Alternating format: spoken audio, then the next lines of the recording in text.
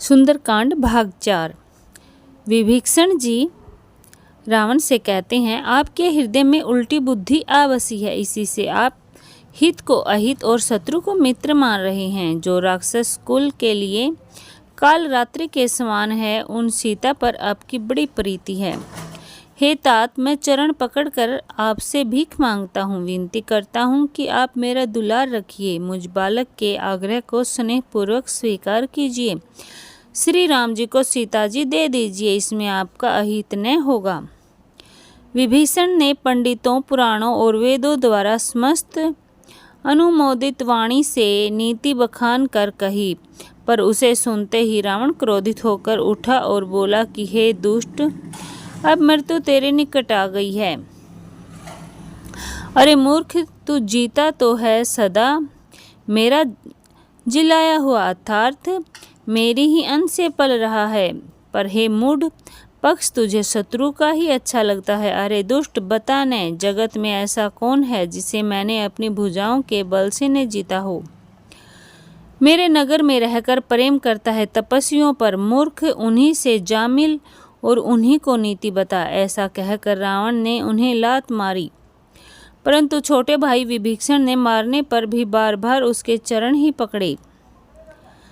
शिव जी कहते हैं, हे उमा, संत की यही बड़ाई और महिमा है कि वे बुराई करने पर भी भलाई ही करते हैं। विभीषण जी ने कहा, आप मेरे पिता के समान हैं, मुझे मारा सो तो अच्छा ही किया, परंतु हे नाथ, आपका भला श्री राम जी को भजने में ही है।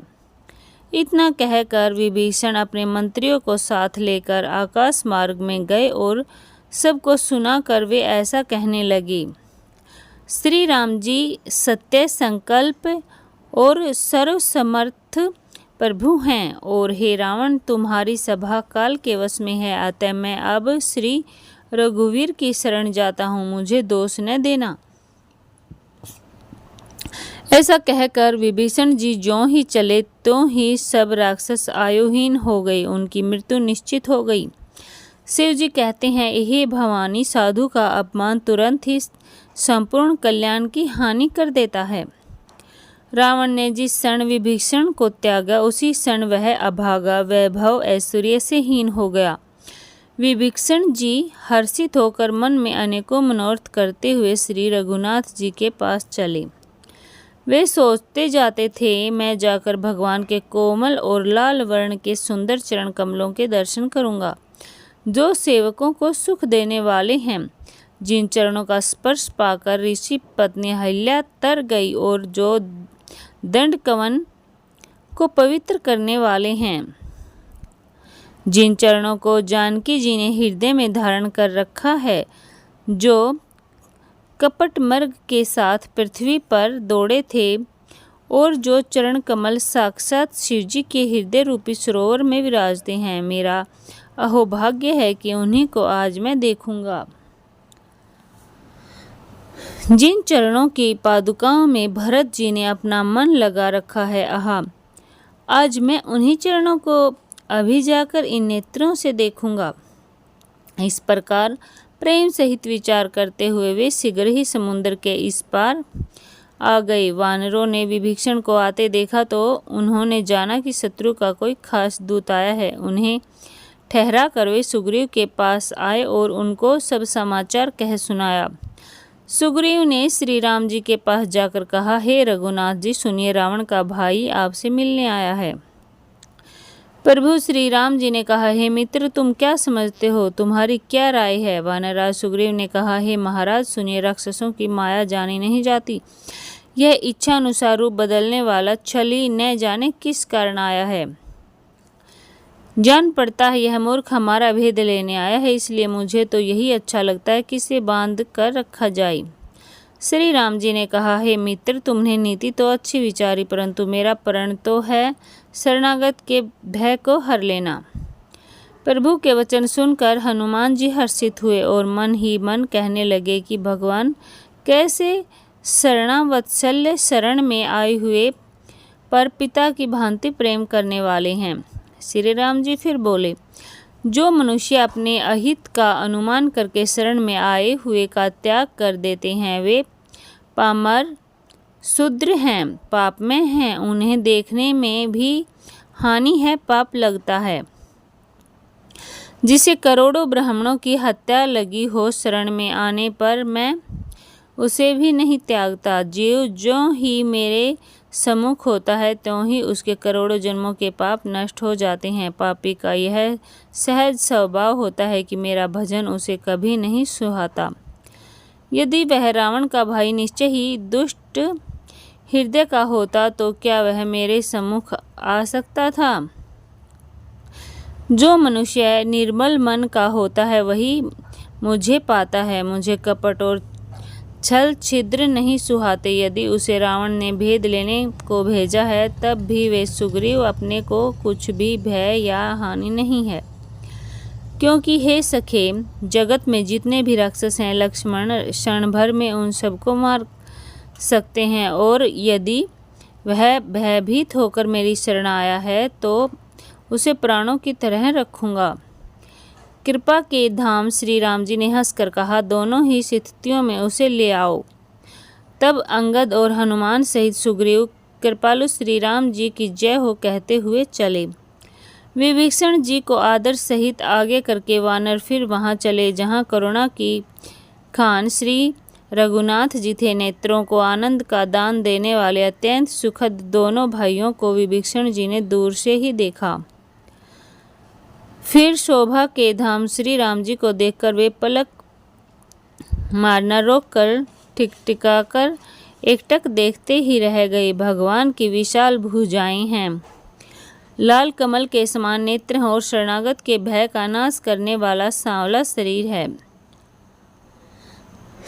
सिंह के से कंधे हैं, विशाल चौड़ी छाती अत्यंत शोभा दे रही है। असंख्य कामदेवों के मन को मोहित करने वाला मुख है। भगवान के स्वरूप को देखकर विभीषण जी ने नेत्रों में जल भर लिया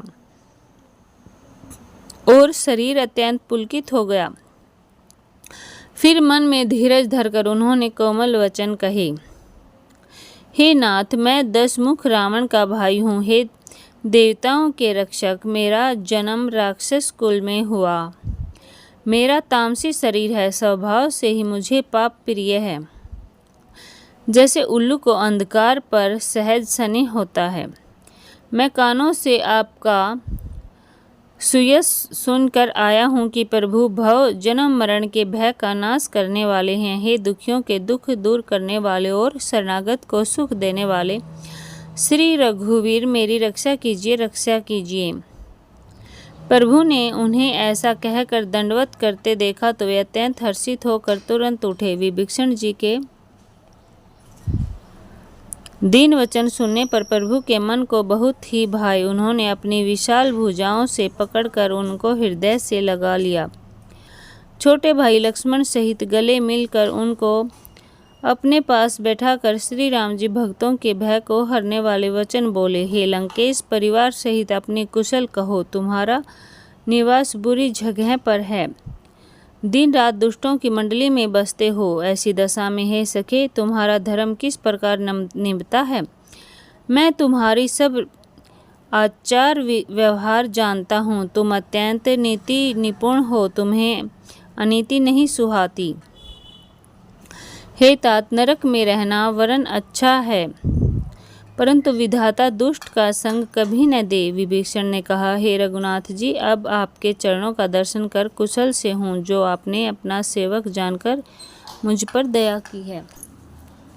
लोभ, मोह, मद और मान आदि अनेकों दुष्ट तभी तक हृदय में बसते हैं जब तक कि धनुष बाण और कमर में तरकश धारण किए हुए श्री राम नाथ जी हृदय में नहीं बसते। ममतापूर्ण अंधेरी रात है जो राग द्वेष रूपी उल्लुओं को सुख देने वाली है।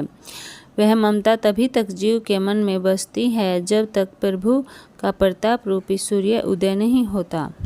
हे श्री राम जी, आपके चरणाबिंद के दर्शन कर अब मैं कुशल से हूँ, मेरे भारी भय मिट गई। हे कृपालु, आप जिस पर अनुकूल होते हैं उसे तीनों प्रकार के भवशूल नहीं व्यापते।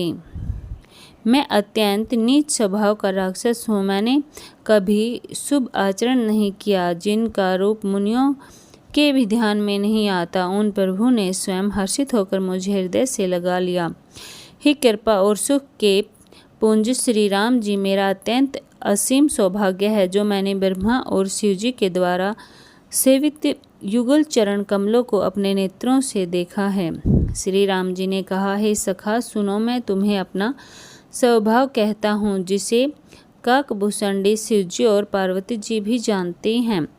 कोई मनुष्य संपूर्ण जड़ चेतन जगत का द्रोही हो, यदि वह भी भयभीत होकर मेरी शरण तक आ जाए और मद और मोह और नाना प्रकार के छल कपट त्याग दे, तो मैं उसे बहुत शीघ्र साधु के समान कर देता हूँ। माता पिता, भाई, पुत्र, स्त्री, शरीर, धन, घर, मित्र और परिवार, इन सब के ममत्व रूपी तागों को बटोर कर और उन सब की एक डोरी बनाकर उसके द्वारा जो अपने मन को मेरे चरणों में बांध देता है, सारे सांसारिक संबंधों का केंद्र मुझे बना लेता है। जो समदर्शी है, उसे कुछ इच्छा नहीं है और जिसके मन में हर्ष और शोक और भय नहीं है, ऐसा सज्जन मेरे हृदय में कैसे बसता है, जैसे लोभी के हृदय में धन वसा करता है। तुम सरीखे संत ही मुझे प्रिय हैं। मैं और किसी के निहाते से कृतज्ञतावश देह धारण नहीं करता। हे सगुण साकार भगवान के उपासक हैं, दूसरे के हित में लगे रहते हैं, नीति और नियमों में दृढ़ हैं और जिन्हें ब्राह्मणों के चरणों में प्रेम है, वे मनुष्य मेरे प्राणों के समान हैं। हे लंकापति सुनो, तुम्हारे अंदर उपयुक्त सब गुण हैं, इससे तुम मुझे अत्यंत ही प्रिय हो। श्री राम जी के वचन सुनकर सब वानर के समूह कहने लगे, कृपा के समूह की श्री राम जी की जय हो। प्रभु की वाणी सुनते ही उसे कानों के लिए अमृत जानकर विभीषण जी अघाते नहीं हैं। वे बार बार श्री राम जी के चरण कमलों को पकड़ते हैं। अपार प्रेम है, हृदय में समता ही नहीं। विभीषण ने कहा, हे देव, हे चराचर जगत के स्वामी, हे शरणागत के रक्षक, सबके हृदय के भीतर की जानने वाले, सुनिए। मेरे हृदय में पहले कुछ वासना थी, वह प्रभु के चरणों की प्रीति रूपी नदी में बह गई। अब तो कृपालु शिव जी के मन को सदैव प्रिय लगने वाली अपनी पवित्र भक्ति मुझे दीजिए। ऐसा ही हो कहकर रणधीर प्रभु श्री राम जी ने तुरंत ही समुद्र का जल मांगा और कहा, हे सखा, यद्यपि तुम्हारी इच्छा नहीं है, पर जगत में मेरा दर्शन अमोघ है, वह निश्चल ही नहीं जाता। ऐसा कहकर श्री राम जी ने उनको राज तिलक कर दिया। आकाश से पुष्पों की अपार वृष्टि हुई।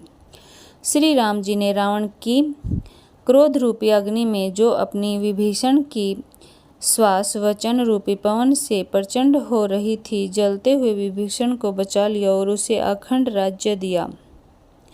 शिव जी ने जो संपत्ति रावण को 10 सिरों की बलि देने पर दी थी, वही संपत्ति श्री रघुनाथ जी ने विभीषण को बहुत सकुचते हुए दी। ऐसे परम कृपालु प्रभु को छोड़कर जो मनुष्य दूसरे को भजते हैं, वे बिना सींग पूंछ के पशु हैं। अपना सेवक जानकर विभीषण को श्री राम जी ने अपना लिया। प्रभु का स्वभाव वानर कुल के मन को बहुत भाया। फिर सब कुछ जानने वाले, सबके हृदय में बसने वाले, स्वरूप सब रूपों में प्रकट, सबसे रहित, उदासीन कारण से मनुष्य बने हुए तथा राक्षसों के कुल का नाश करने वाले श्री राम जी नीति की रक्षा करने वाले वचन बोले। हे वीर वानर राज सुग्रीव और लंकापति विभीषण, सुनो, इस गहरे समुद्र को किस प्रकार पार किया जाए। अनेक जाति के मगर, सांप और मछलियों से भरा हुआ यह अत्यंत अथाह समुद्र पार करने में सब प्रकार से कठिन है। विभीषण ने कहा, हे रघुनाथ जी सुनिए, यद्यपि आपका एक बाण ही करोड़ों समुद्रों को सुखाने वाला है, तथापि नीति ऐसी कही गई है। उचित यह होगा कि पहले जाकर समुद्र से प्रार्थना की जाए। हे प्रभु, समुद्र आपके कुल में बड़े पूर्वज हैं, वे विचार कर उपाय बतला देंगे। तब रीछ और वानरों की सारी सेना बिना ही परिश्रम के समुद्र के पार उतर जाएगी। श्री राम जी ने कहा, हे सखा, तुमने अच्छा उपाय बताया, यही किया जाए। यदि देव सहायक हों। यह सलाह लक्ष्मण जी के मन को अच्छी नहीं लगी। श्री राम जी के वचन सुनकर तो उन्होंने बहुत ही दुख पाया। लक्ष्मण जी ने कहा, हे नाथ, देव का कौन भरोसा, मन में क्रोध कीजिए, ले आइए और समुद्र को सुखा डालिए। यह देव तो कायर के मन का एक आधार, तसल्ली देने वाला उपाय है। आलसी लोग ही देव देव पुकारा करते हैं। यह सुनकर श्री रघुवीर हंसकर बोले, ऐसे ही करेंगे, मन में धीरज रखो। ऐसा कहकर छोटे भाई को समझाकर प्रभु श्री रघुनाथ जी समुद्र के समीप गए। उन्होंने पहले सिर नवाकर प्रणाम किया, फिर किनारे पर कुश बिछा कर बैठ गए। इधर ज्यों ही विभीषण जी प्रभु के पास आए, त्यों ही रावण ने उनके पीछे दूत भेजे थे। कपट से वानर का शरीर धारण कर उन्होंने सब लीलाएं देखी। वे अपने हृदय में प्रभु के गुणों की और शरणागत पर उनके स्नेह की सराहना करने लगे। फिर वे प्रकट रूप में भी अत्यंत प्रेम के साथ श्री राम जी के स्वभाव की बड़ाई करने लगे। उन्हें कपट वेश भूल गया। सब वानरों ने जाना कि ये शत्रु के दूत हैं और वे उन सबको बांधकर सुग्रीव के पास ले आई। सुग्रीव ने कहा, सब वानरों सुनो, राक्षसों के अंग भंग करके भेज दो। सुग्रीव के वचन सुनकर वानर दौड़े। दूतों को बांधकर उन्होंने सेना के चारों ओर घुमाया। वानर उन्हें बहुत तरह से मारने लगे। वे दिन होकर पुकारते थे, फिर भी वानरों ने उन्हें नहीं छोड़ा। तब दूतों ने पुकार कर कहा, जो हमारे नाक कान काटेगा उसे कौशल्याधीश श्री राम जी की सौगंध है। यह सुनकर लक्ष्मण जी ने सबको निकट बुलाया। उन्हें बड़ी दया लगी। इससे हंसकर उन्होंने राक्षसों को तुरंत ही छुड़ा दिया और उनसे कहा, रावण के हाथ में यह चिट्ठी देना और कहना, हे कुल घातक, लक्ष्मण के शब्दों को बाँचो। फिर उस मूर्ख से जबानी यह मेरा उदार संदेश कहना कि सीता को देखकर उनसे श्री राम जी से मिलो, नहीं तो तुम्हारा काल आ रहा है। लक्ष्मण जी के चरणों में मस्तक नवाकर श्री राम जी के गुणों की कथा वर्णन करते हुए दूत तुरंत ही चल दिए। श्री राम जी का यश कहते हुए वे लंका में आए और उन्होंने रावण के चरणों में सिर नवाया। 10 मुख रावण ने हंसकर बात पूछी, अरे शुक, अपनी कुशल क्यों नहीं कहता? फिर उस विभीषण का समाचार सुना, मृत्यु जिसके अत्यंत निकट आ गई है। मूर्ख ने राज्य करते हुए लंका को त्याग दिया। अभागा, अब जो का कीड़ा घुन बनेगा। जो के साथ जैसे घुन भी पिस जाता है, वैसे ही नर वानरों के साथ वह भी मारा जाएगा। फिर भालू और वानरों की सेना का हाल कह, जो कठिन काल की प्रेरणा से यहाँ चली आई हैं और जिनके जीवन का रक्षक कोमल चित्त वाला बेचारा समुद्र बन गया है। उनके और राक्षसों के बीच में यदि समुद्र न होता तो अब तक राक्षस उन्हें मारकर खा गए होते। फिर उन तपस्वियों की बात बता, जिनके हृदय में मेरा बड़ा डर है। उनसे तेरी भेंट हुई, वे कानों से मेरा सुयश सुनकर ही लौट गए। शत्रु सेना का तेज और बल बताता क्यों नहीं? तेरा चित्त बहुत ही चकित हो रहा है। दूत ने कहा, हे नाथ, आपने जैसे कृपा करके पूछा है, वैसे ही क्रोध छोड़कर मेरा कहना मानिए, मेरी बात पर विश्वास कीजिए। जब आपका छोटा भाई श्री राम से जाकर मिला, तब उसके पहुँचते ही श्री राम जी ने उसको राजतिलक कर दिया। हम रावण के दूत हैं। यह कानों से सुनकर वानरों ने हमें बांधकर बहुत कष्ट दिए, यहाँ तक कि वे हमारे नाक कान काटने लगे। श्री राम जी की शपथ दिलाने पर कहीं उन्होंने हमको छोड़ा। हे नाथ, आपने श्री राम जी की सेना पूछी, सो वह तो 100 करोड़ मुखों से भी वर्णन नहीं की जा सकती। अनेकों रंगों के भालू और वानरों की सेना है, जो भयंकर मुख वाले, विशाल शरीर वाले और भयानक हैं। जिसने नगर को जलाया और आपके पुत्र अक्षय कुमार को मारा, उसका बल तो सब वानरों में थोड़ा है। असंख्य नामों वाले बड़े ही कठोर और भयंकर योद्धा हैं। उनमें असंख्य हाथियों का बल है और वे बड़े ही विशाल हैं। द्विंद मयंद नील नल अंगद गद विकटाशय दधिमुख केसरी निषठ शठ और जामवंत ये सभी बल की राशि हैं। ये सब वानर बल में सुग्रीव के समान हैं और इनके जैसे एक दो नहीं करोड़ों हैं। उन बहुत सौ को गिन की कौन सकता है। श्री राम जी की कृपा से उनमें अतुल्य बल है। वे तीनों लोगों को तृण के समान तुच्छ समझते हैं। हे दशग्रीव, मैंने कानों से ऐसा सुना है कि 18 पद तो अकेले वानरों की सेना पति हैं। हे नाथ, उस सेना में ऐसा कोई वानर नहीं है जो आपको रण में न जीत सके। सब के सब अत्यंत क्रोध से हाथ मिंजते हैं, पर श्री रघुनाथ जी उन्हें आज्ञा नहीं देते हैं। हम मछलियों और सांपों सहित समुद्र को सोख लेंगे, नहीं तो बड़े बड़े पर्वतों से उसे भरपूर पाट देंगे और रावण को मसल कर धूल में मिला देंगे। सब वानर ऐसे ही वचन सब सहज ही निडर हैं। इस प्रकार गरजते और टपकते हैं मानो लंका को निगल ही जाना चाहते हैं। सब वानर भालू सहज ही सुरवीर हैं। फिर उनके सिर पर प्रभु सर्वेश्वर श्री राम जी हैं। हे रावण, वे संग्राम में करोड़ों कालों को जीत सकते हैं। इससे आगे की सुंदरकांड की कथा अगले भाग में मिलेगी। धन्यवाद।